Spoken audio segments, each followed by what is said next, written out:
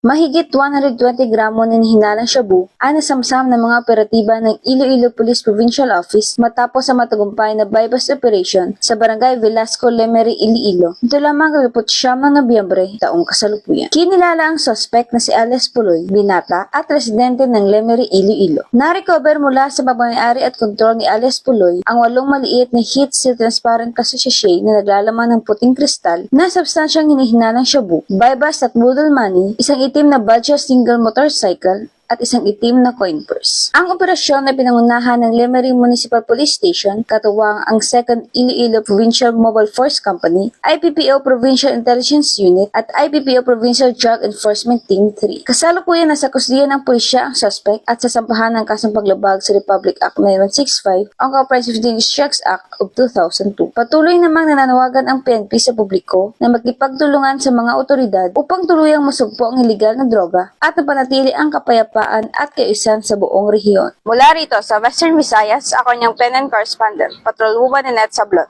alagad ng batas taga-taguyod ng Balitang Pulis.